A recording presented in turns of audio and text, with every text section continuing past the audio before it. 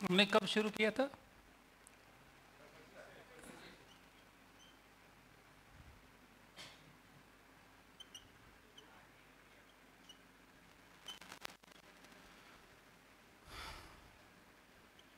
Hello.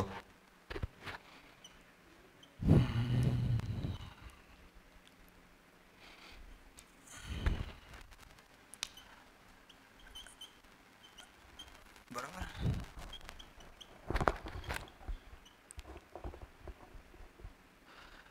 नमस्कार सभी को। जय पटेल अहमदाबाद से। सबसे पहला तो यूट्यूब में एक परिचय शिविर किया था सोम भैया का।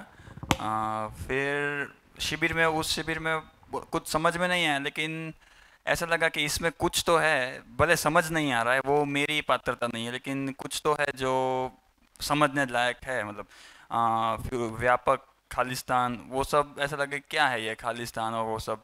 पर फिर भी एक ऑनलाइन देखने के बाद एक ऐसा लगा कि करना है कुछ इसमें। फिर अभी लास्ट में जो विसनगर में शिविर थी सोमबे की, वो अटेंड की।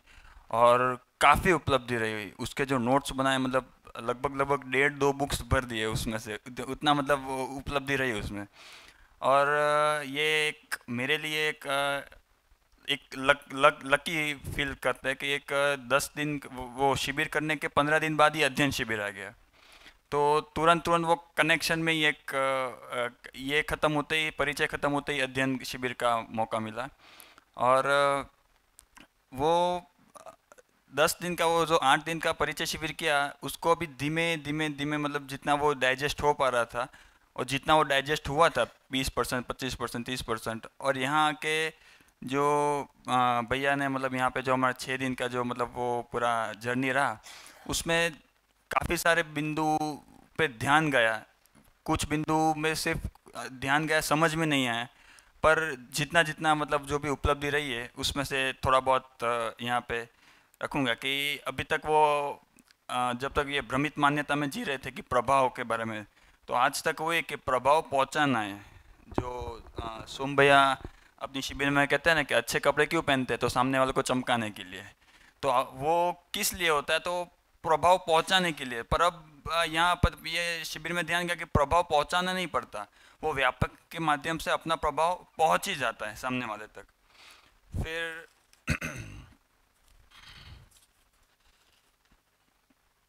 और एक बात का जो मतलब वो थोड़ी राहत मिलती है कि हर स्थिति परिस्थिति में समाधान निश्चित है।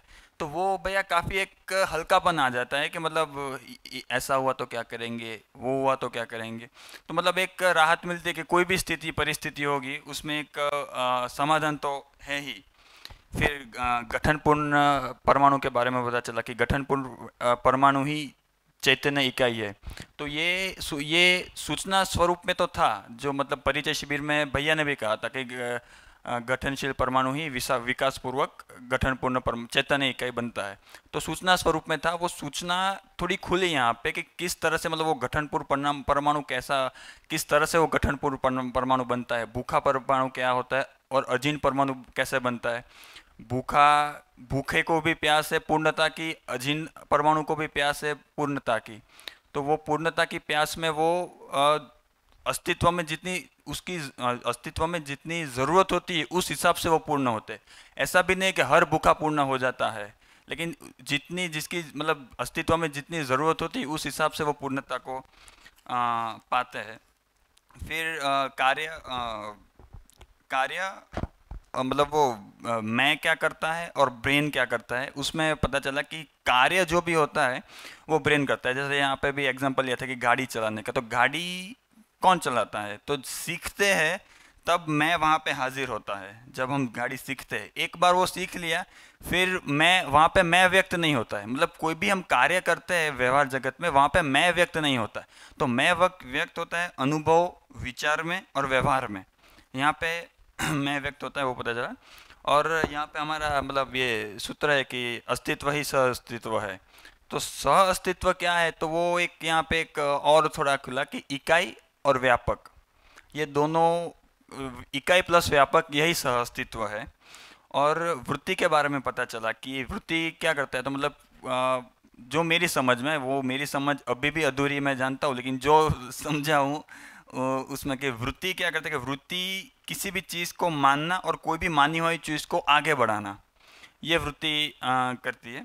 और प्रिय हित लाभ, तो आदर्शवाद में आज तक हम मानते थे कि मतलब प्रिय जो भी ये हमारे संत महात्मा होते थे, वो क्या है कि खाना तो एकदम सात्विक, रहना तो एकदम सिंपल, कपड़े तो एकदम भगवा। तो मतलब ये हमारे दिमाग में एक स्ट्रॉन्ग कंडीशनिंग थी कि मतलब प्रिय हित लाभ ये तो सब वो मतलब जो ये भ्रमित मानव करते हैं और ये सब अच्छा नहीं है।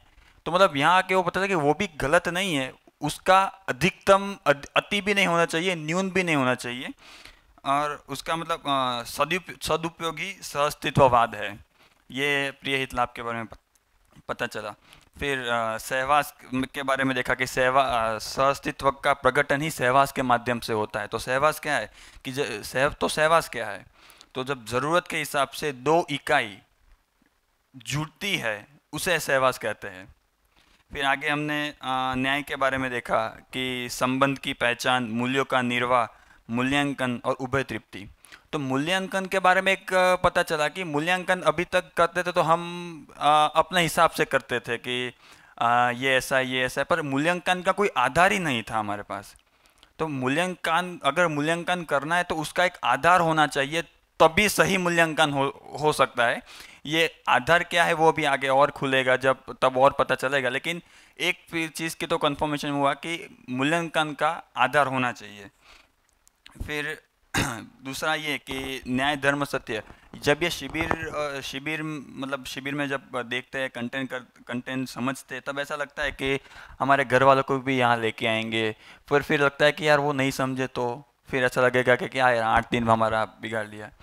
तो यहाँ से एक और चीज़ मिली कि न्याय धर्म सत्य को मानव स्वीकार्य नहीं, ये मानव के बस की बात ही नहीं है। तो वो एक बहुत अच्छी बात है कि मतलब मैं कोई भी अब यहाँ पे आए, वो पढ़ा हुआ हो, अनपढ़ हो, बच्चा हो, बूढ़ा हो, कोई भी एज का हो, वो ये कंटेंट ना समझे, ये अस्तित्व को ना स्वीकारे, ये उसके बस की बात ही नहीं है। तो ये एक स्वीकार्यता आ जाती है कि अब एक एक्सेप्टेंस है कि हाँ, घर वालों को यहाँ पे ला सकते, दोस्तों को ला सकते, मेरे पे कोई प्रेशर नहीं होगा कि यार इसको समझ में नहीं आया तो फिर बोलेगा कि यार कहाँ ले आया है। वो एक अब बात नहीं रहेगी, क्योंकि वो उसके बस की बात ही नहीं है कि न्याय धर्म सत्य को वो ना माने। और दूसरा कि समाधान, जब हम समाधान का सोचते हैं तो समाधान ये बात समाधान है, इस बात को स्वीकारते ही हमारा विचारों का फ्लो उस दिशा में जाता है और उस दिशा में गति करता है कि हाँ चलो समाधान है। आज तक समस्या कोई पालते रहे, उसी में रहते हैं, पर अब कि चलो समाधान है, इस बात की एक स्वीकृति मिलती है, तो विचारों का फ्लो भी उस तरफ चाहता है कि चलो समाधान है। दूसरा हमने देखा कि परगुणा से ही स्वगुणों का विकास होता है। इसमें भी आज भैया ने थोड़ा मतलब खोला, उसमें मतलब मेरा ही थोड़ा ध्यान नहीं था तो ये थोड़ा पकड़ में नहीं है, पर सूत्र के रूप में अभी एक स्वीकार था कि हाँ चलो परगुण गणना से ही स्वगुणों का विकास होता है। फिर प्रिय हित लाभ गलत नहीं है, पर इससे निरंतर सुख का चाहना ये गलत बात है कि उससे निरंतर सुख मिल नहीं सकता, और इसकी चाहना रखना वो भी वो भी गलत है। फिर आगे हमने देखा कि हाँ, कल बात हुई वो चाइना में कोविड आया है तो एक की गलती की वजह से सबने फैला है। तो वो एक भैया ने बहुत अच्छे से समझा कि सकारात्मकता फल वो सब में फैलता है, जो नकारात्मकता मानसिकता उसमें भी फैलता है, क्योंकि उसमें भी अंदर कोर में तो मैं ही है, और नकारात्मकता फल है वो फैलता नहीं है, वो जिस मतलब वो उस मानसिकता वाले के पास ही जाता है, पर सकारात्मक फल सबके साथ बंटता है, मतलब भैया ने जो बताया था। और फिर हमने डूबा, गिरा और बिगा के बारे में कल भैया ने खोला कि गिरा तो क्या है, तो इकाई से व्यापक सत्ता के माध्यम से जुड़ती है, वो गिरा, मतलब गिरा में वो होता है कि वो इकाई से व्यापक सत्ता के माध्यम से जुड़ती है, और एक दूसरे से जुड़कर भी वो इकाई अपना इकाईत्व नहीं छोड़ती है। वो बहुत बड़ी बात है, मतलब वो एक समझने लायक है कि इतनी मतलब कोई छोटा एटम भी ले लेते, कोई भी छोटी इकाई ले लेते, कोई भी एटम ले ले छोटा, तो वो जुड़ के भी अपना इकाईत्व नहीं छोड़ती है, वो बहुत बड़ी बात है, मतलब वो जुड़ के भी नहीं, जुड़ के भी अलग रहते हैं। और वो जुड़ते किस आधार पे, तो स्वनियंत्रण पूर्वक जुड़ते हैं, और हर इकाई नियम की समझ के साथ है, इसी के वजह से संतुलन भी उपलब्ध उपलब्ध है उनके बीच में। और सहवास और गिरा के बीच में थोड़ा कन्फ्यूजन था, तो वो भी भैया ने बताया कि वो एक ही है, मतलब वो सहवास और गिरा। फिर परिवार के बारे में कल गोष्ठी में भी एक बात समझ में है कि संबंध, टोटल 7 प्रकार के संबंध हैं हमारे हमारे तो 7 पूरे अस्तित्व में जितने भी है, टोटल 7 ही संबंध है। तो उनके साथ निर्वाह कैसे करना चाहिए, भाई के साथ कैसे करना है, तो हमारे घर में जो भाई है, बहन है, माँ है, तो वो एक टाइप से, मैं अपनी थोड़ी लेमन लैंग्वेज में बताता हूँ कि वो, कि घर में भाई के साथ वो एक हमारे लिए एक प्रैक्टिस करने के लिए है कि इस तरह इसके साथ, भाई के साथ इस तरह से रहो, कैसे रहना है, वो पूरे दुनिया अस्तित्व में जितने भी भाई के साथ भाई है हमारे, उनके साथ कैसे रहना है, इसकी एक प्रैक्टिस घर में हो पहले। तो वो एक अच्छी बात लगी। बाकी धन्यवाद। और बहुत बढ़िया। सबको टाइम और सब जितने भी लोग हैं, सारे लोगों को यह मौका मिले तो 2 मिनट में क्या उपलब्धि रही और हमारे प्रबोधक के बारे में जो भी, सो अकॉर्डिंगली सब 2 मिनट या 2.5 मिनट में हो जाए, ऐसी सबको गुजारिश है। Yes, next.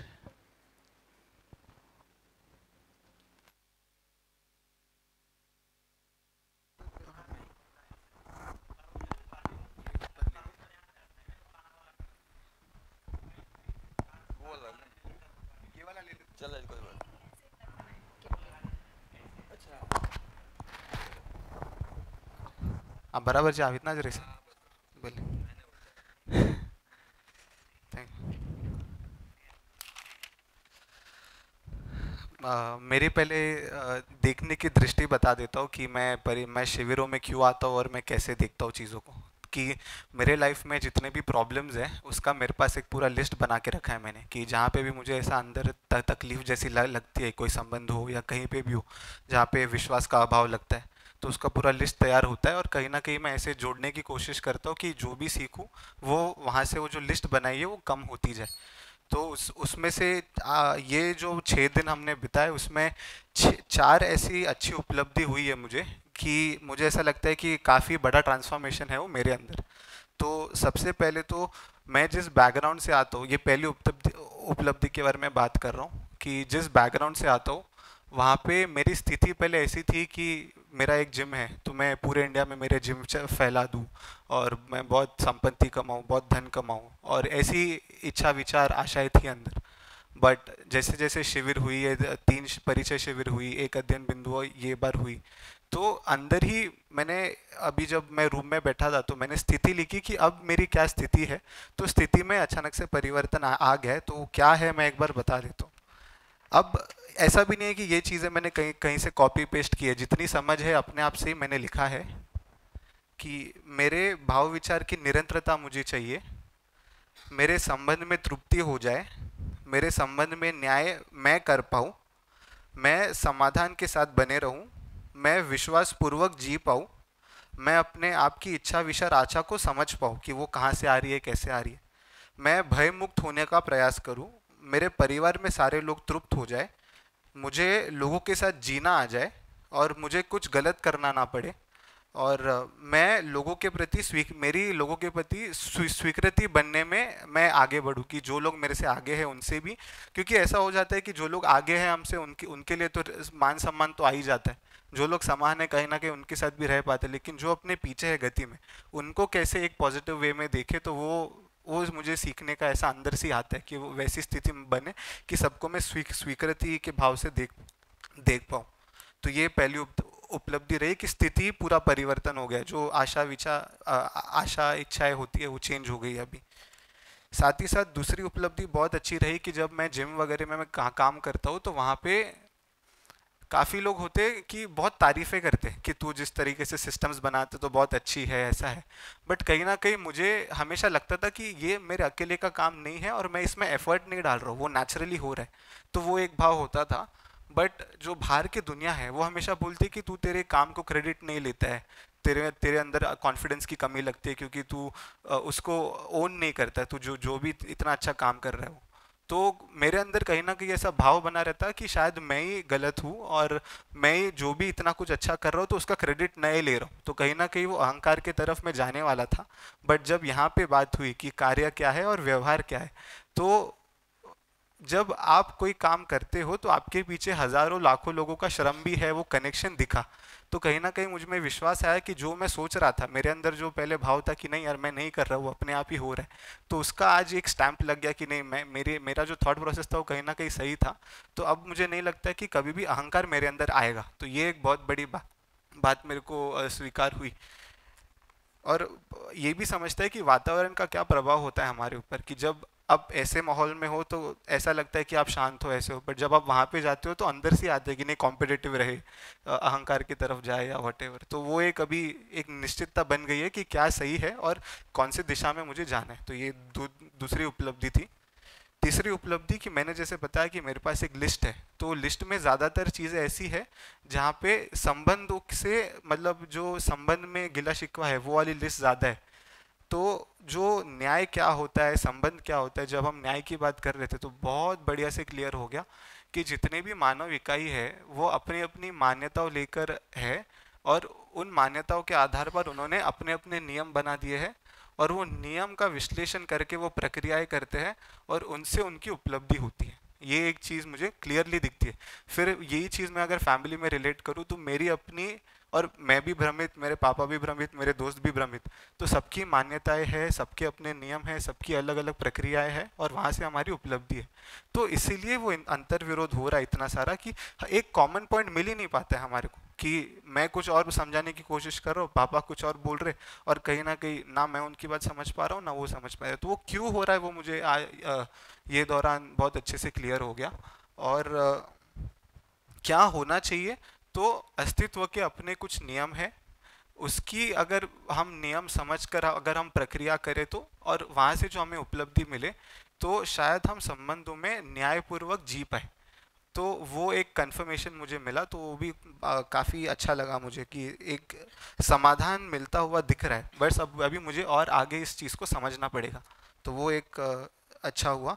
और साथ ही साथ मैं एक ऐसा, मतलब मेरे अंदर ऐसी मान्यताएं थी कि जितने भी लोग भ्रमित हैं अगर मैं उनमें ही रहता हूँ तो कहीं ना कहीं मेरी गति कम होती है। तो ये मैं परिचय शिविर जितने भी किए, जितने भी गोष्ठी में बैठते, तो कहीं ना कहीं जो टॉपिक होना चाहिए वहाँ से बात निकल जाती और कहीं सबकी अपनी अपनी मान्यताओं के हिसाब से आ जाती। तो मेरे अंदर ऐसा था कि मैं अकेला ये सारी चीज़ें समझूँ, अकेले में रहूँ, मैं अपना अध्ययन अकेले में करूँ। बट जब हमने जीवन क्रियाएं समझी और तब हमें समझ में आया कि हम जितना भी चयन करते, जो भी कुछ करते, वो संबंध के आधार पर होता है।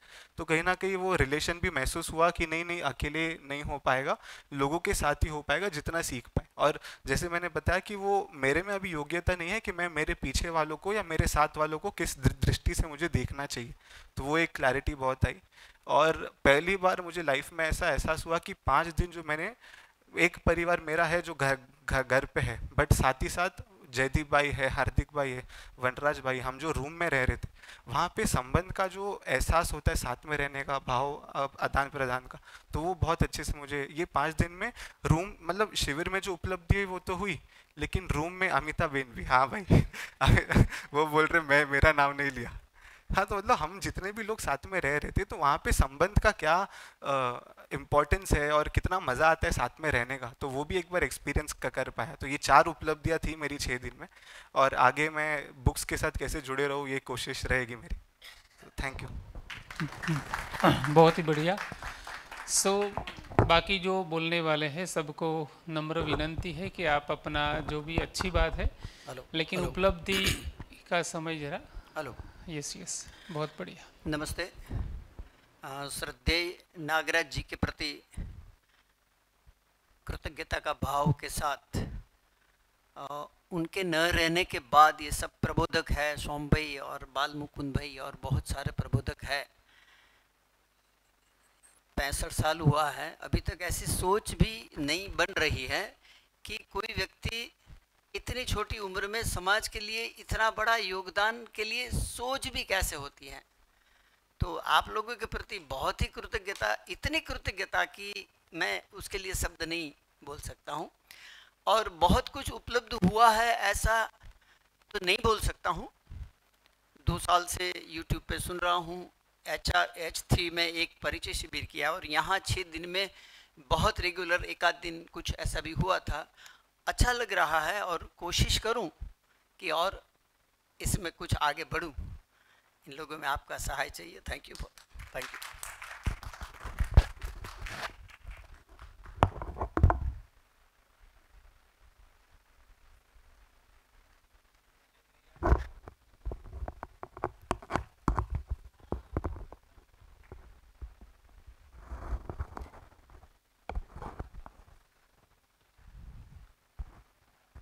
नमस्कार सबको। बाबा जी के प्रति कृतज्ञता व्यक्त करते हुए भैया और दीदी के प्रति और सभी जो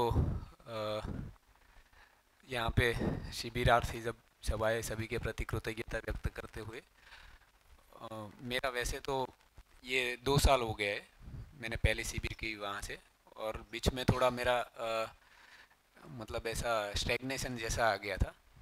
तो एक मेरी उपलब्धि ये हुई कि अभी मेरा मन बना है भैया की, ये भैया का जो रखने का स्टाइल है ना कि अस्तित्व ऐसा क्यों है और क्यों ऐसा ही है और नहीं हो सकता, ऐसा ही हो सकता है, वो मुझे बहुत प्रभावित किया उस चीज़ ने कि वो ऐसा ही रखते हैं कि अस्तित्व ऐसा ही क्यों है।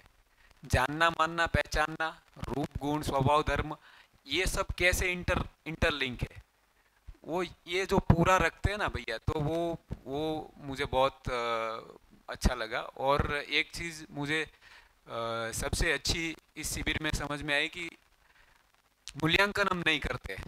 वो मेरा भी प्रॉब्लम है, मैं परिवार में भी मूल्यांकन नहीं करता। यही अभी तो विद्या के बाद तो यही हो गया कि मेरी बीवी ने 1 शिविर की है और मैंने 3 किए हैं, तो अभी मैं ज़्यादा समझता हूँ उससे, तो वो एक मेरे अंदर वो आ गया था। तो अभी वो मुझे एक चीज़ समझ में आई कि वो गलत है, क्योंकि वहीं से मेरा वो आगे बढ़ने का वो रुक गया कि अभी कैसे मतलब। तो यहाँ से ये एक बढ़िया उपलब्धि हुई भैया कि यहाँ से अब वो पूरा आगे बढ़ना है। और मूल्यांकन में वही कि उसकी बात भी सुननी है और दोनों बैठ के कैसे समाधान निकाल सकते हैं उसके बारे में, क्योंकि उसकी भी अभी एक स्वीकृति हो गई है कि मैं शिविर में जाता हूँ। और इससे दूसरी चीज़ ये हुई कि रास्ता निकलता है। जैसे मेरी नौकरी है तो पहले इसमें छुट्टी का बहुत प्रॉब्लम रहता है, पर मेरा विद्या के बाद मेरा थोड़ा ऐसा रहने में थोड़ा जो चेंजेस हुआ उसकी वजह से मेरे जो